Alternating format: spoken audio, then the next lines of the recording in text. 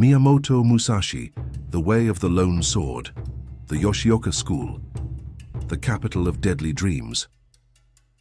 The year was 1604, and Kyoto remained the beating heart of Japanese culture, even after political power had shifted to Edo with the Tokugawa triumph.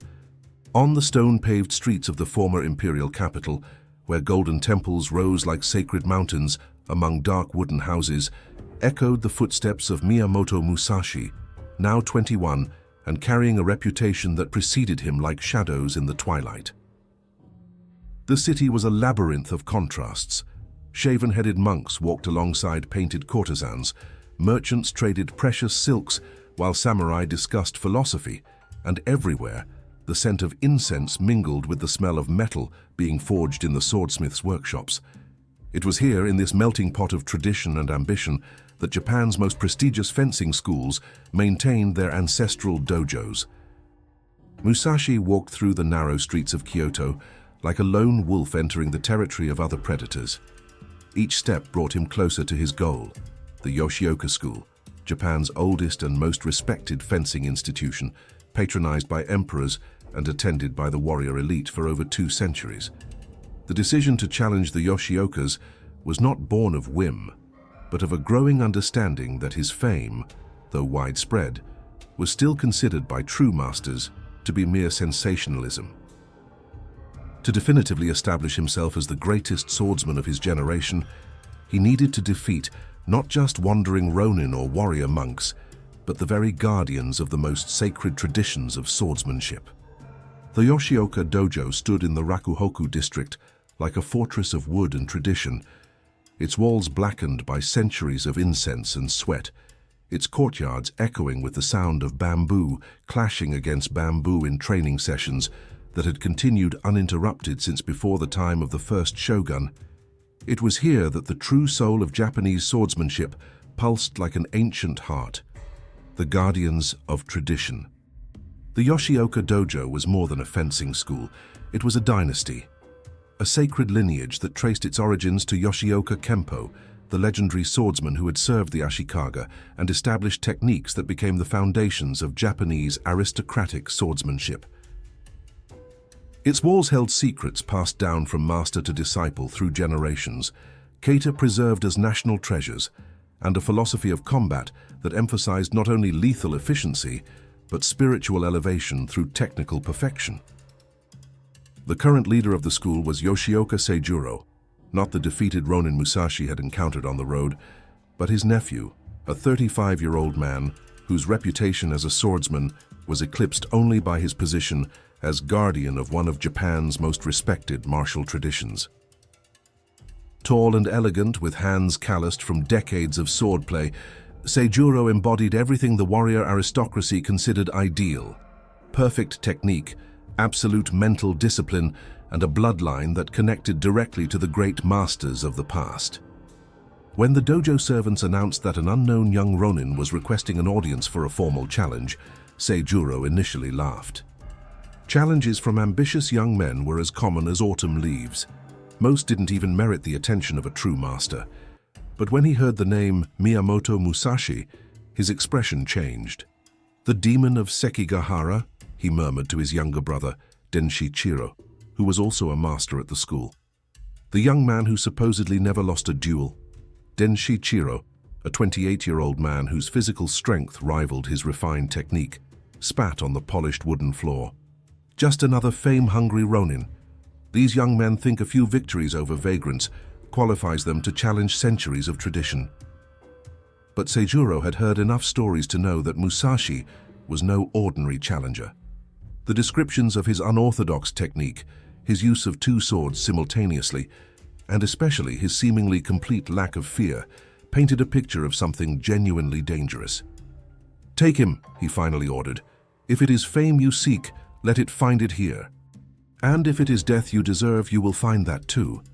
The dojo's main courtyard was a perfect rectangle of raked sand, surrounded by wooden structures where students and masters could observe training and duels. It was here that generations of young samurai had learned not only to wield swords, but to bear the responsibility that came with such power. The stones themselves seemed to whisper with the accumulated wisdom of centuries. When Musashi entered this sacred space, the silence that followed was absolute. Everyone present, from young initiates to veteran masters, instinctively sensed that something fundamental was about to change forever. The first confrontation. Yoshioka Seijuro emerged from the dojo like a revenant from the golden age of Japanese fencing. His clothing, a dark blue hakama over a pristine white kimono, was simple, but every fold spoke of centuries of tradition. His sword, a masterpiece forged by the legendary Kotetsu, shone with the luster that comes only from generations of meticulous care. Musashi, in contrast, looked almost like a beggar. His clothes had been washed in rivers and dried in the winds of the roads. His worn sandals spoke of thousands of miles walked, and his two swords, though deadly effective, lacked the aristocratic elegance of Seijuro's blade. It was a clash between refined tradition and raw talent, between ancestral lineage and individual determination. "Miyamoto Musashi," Seijuro said, his voice echoing through the silent courtyard with the authority of someone who had never had to shout to be obeyed. "I've heard of you. They say you fight with two swords like a barbarian, that you disregard the forms established by the ancient masters, that you treat the sacred art of swordsmanship as if it were a tavern brawl." "And they say," Musashi replied, his voice carrying the coldness of tempered steel, "that you have never lost because you have never faced anyone truly dangerous." The insult echoed through the courtyard like thunder from a clear sky. Several of the younger students stifled gasps of shock. No one spoke that way to Yoshioka Seijuro, heir to a tradition that predated the shogunate itself. Seijuro, however, merely smiled. It was an icy smile, calculated to discourage arrogant young men and remind them of their place in the natural hierarchy of things. "Very well. Do you wish to die with honor? I grant you that privilege." The ensuing duel was a lesson in stark contrasts. Seijuro fought as if performing a cosmic dance, each movement flowing into the next with a perfection refined over generations. His technique was literature written in steel, each cut a stanza, each parry a rhyme, each sequence an epic poem on the nature of martial excellence. Musashi fought like a storm that had learned to wield swords. There was no literature in his movements, no reference to classical forms or reverence for ancestral traditions. It was pure lethal improvisation, instinct distilled into technique, the art of war reduced to its most fundamental essence, stopping the opponent's breath. For several minutes, the two styles clashed in a steely dialogue that fascinated and terrified all observers. Seijuro's perfect technique seemed capable of anticipating and neutralizing every unorthodox attack from Musashi, while the young Ronin's wild adaptability always seemed to find new ways to circumvent the master's classic defenses. The turning point came when Musashi simply abandoned all convention.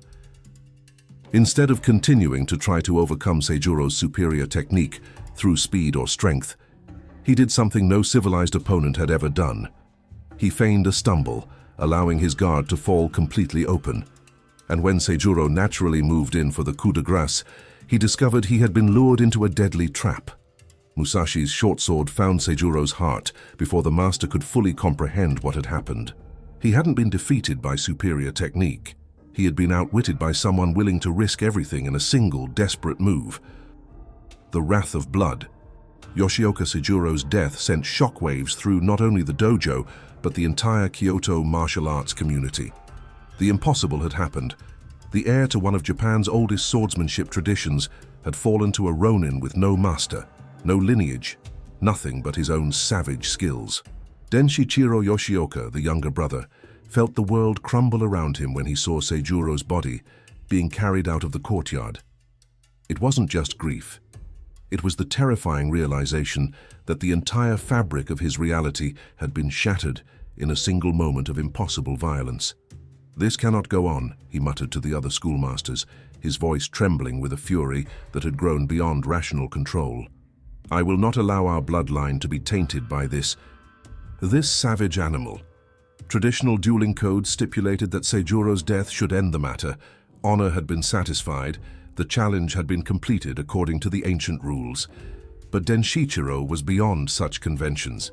The humiliation of seeing his brother killed by a youth without origin had broken something fundamental in his mind.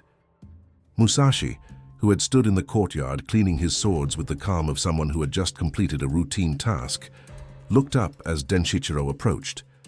There was something different about this man. Where Seijuro had exuded aristocratic control, Denshichiro radiated a primal fury that transformed his refined technique into something more dangerous. "You killed my brother," Denshichiro said, his voice low but filled with a promise of violence that made even the bravest onlookers recoil. "You killed the best of us, the purest of us, the last of the true masters. For that you will die like a dog." Musashi studied his new opponent with genuine interest. He could see that Denshichiro was physically more powerful than his brother, his techniques tempered by a fury that added deadly unpredictability to his classical mastery. But he could also see that anger had clouded his judgment, and an enraged warrior, no matter how skilled, always made mistakes. "Your brother died because it was foreseeable," Musashi said, with a cruelty calculated to provoke even more fury. "Do you want to join him in the same grave?" What followed was not a duel. It was an explosion of pure violence. Denshichiro attacked with the full force of his rage and grief, his blows carrying enough force to shatter rock. But rage, though powerful, was also blind, and Musashi had long ago learned to see through his opponent's blindness. The second Master Yoshioka lasted less time than the first. The last of the Yoshioka. With the death of the two brothers, the Yoshioka School found itself in an unprecedented situation in its centuries-old history. The direct lineage had been severed at the root, leaving only Musashi Chiro, Seijuro's son, as the last heir to the family name and traditions. But Musashi Chiro was only 15 years old, technically still a child by the standards of the time, though he had been training with swords since he could walk. The school's surviving masters gathered in emergency council, their voices echoing through the ancient halls in debates that stretched into the night.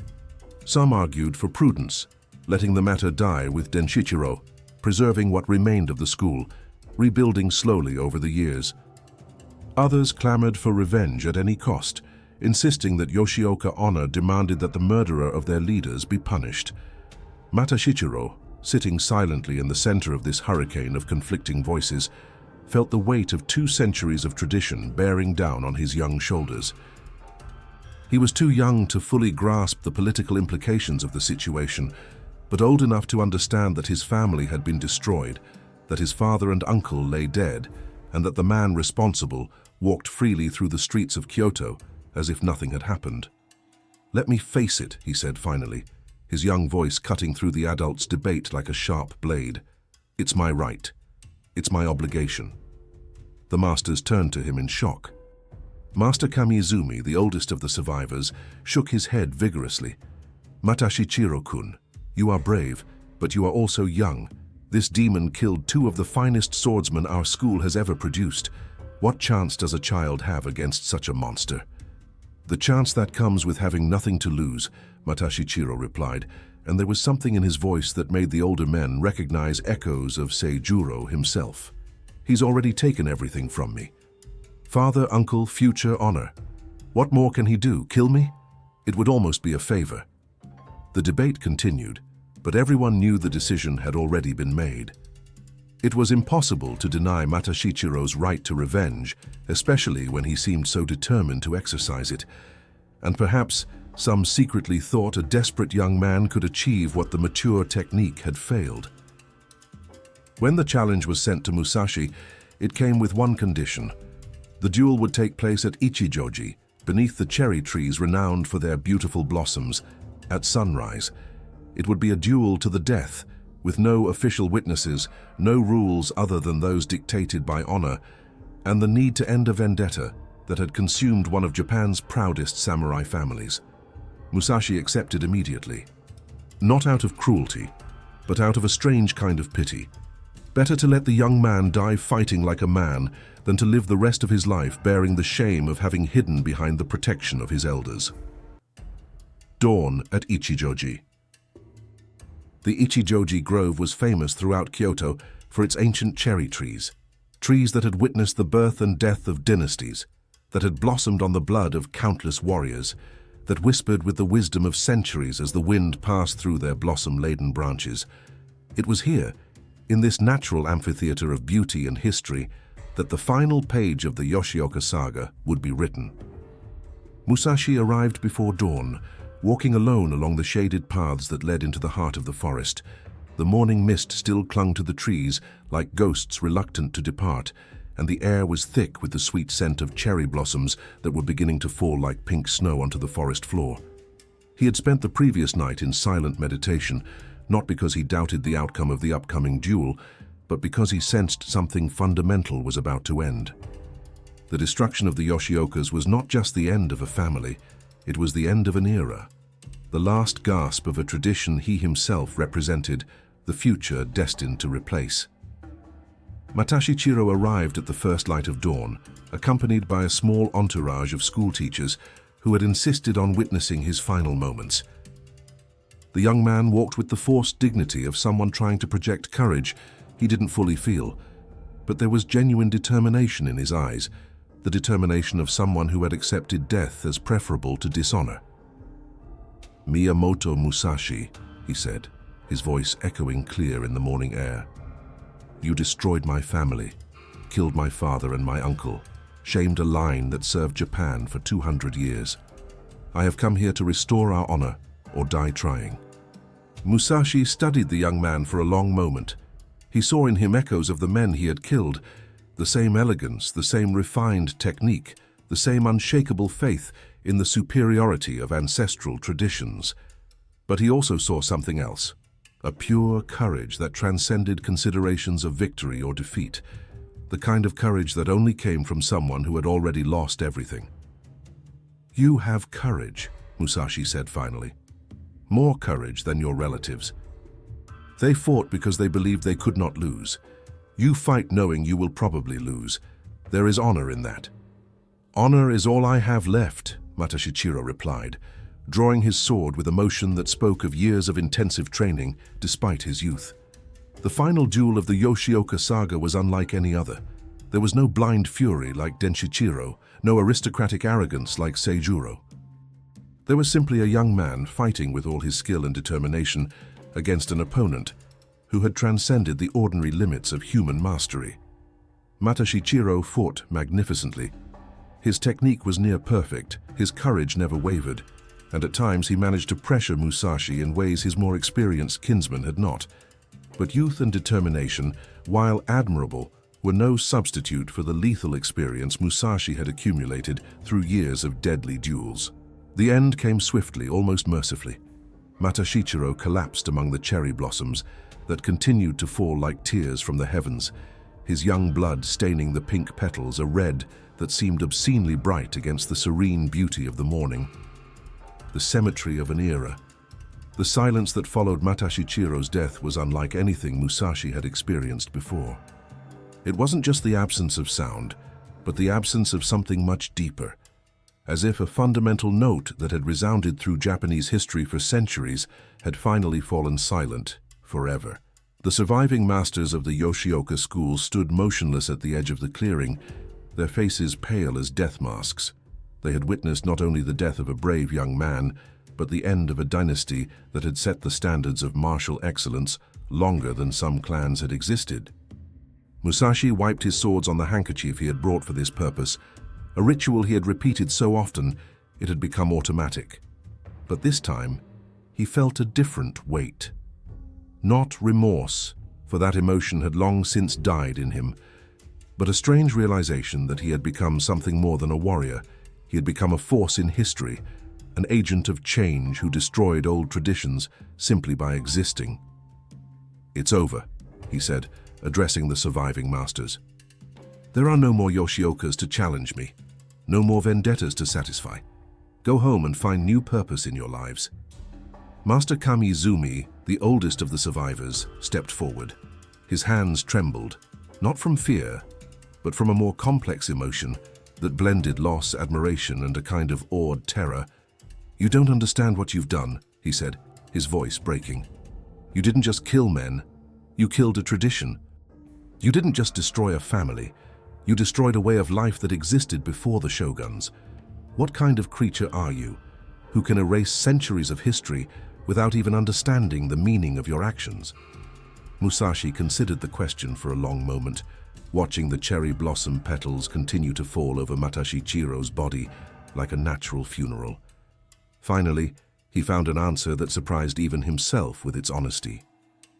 "I am the future," he said simply.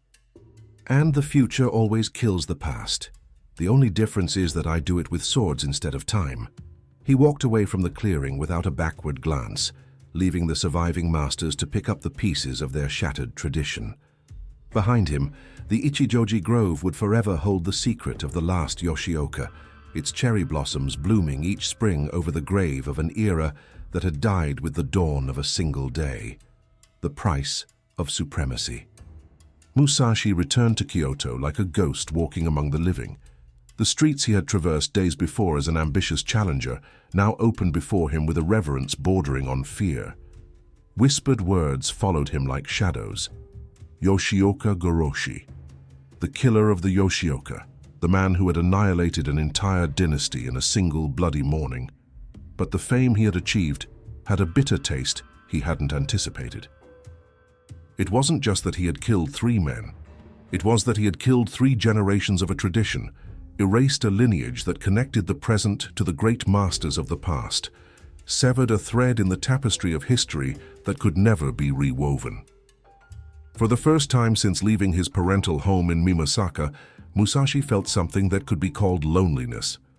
Not the physical loneliness of his years of wandering, that had become comfortable, familiar, but a deeper existential loneliness, the growing understanding that he had transcended not only the limits of human ability, but also the limits of human society. Who could talk to him now? What warrior would dare challenge him after the fate of the Yoshiokas? What master would consider themselves qualified to teach him anything? He had become something unique and terrifying, a predator at the top of a food chain from which he had eliminated all other predators. The streets of Kyoto, which had once throbbed with the energy of dozens of competing and flourishing fencing schools, now seemed quieter. It was as if their victory over the Yoshioka had sent shockwaves through the entire martial arts community, reminding everyone that centuries-old traditions could be shattered by a single blade in the right hands. As he walked the cobbled streets where generations of samurai had sought knowledge and honor, Musashi finally understood the true price of his supremacy. It wasn't just that he had killed good men, it was that he had become something beyond ordinary humanity, and he had discovered that such transcendence was by nature a lonely condition. The feral orphan from Mimasaka had set out in search of identity through the sword. He had found that identity, but discovered that it isolated him from all other human beings. He was invincible, unbeatable, supreme, and utterly alone. The road stretched out before him again, as it always did, but now he walked it not as a young man seeking a test, but as a force of nature who had learned that to exist at the highest peaks of excellence meant to exist beyond the reach of any human companionship. The Yoshioka School had died, but something new had been born in its place. Not a tradition or a lineage, but a living legend who walked alone through a world she had helped reshape through sheer violence. The future had triumphed over the past, and he had discovered that absolute victories sometimes carried with them defeats of an entirely different kind.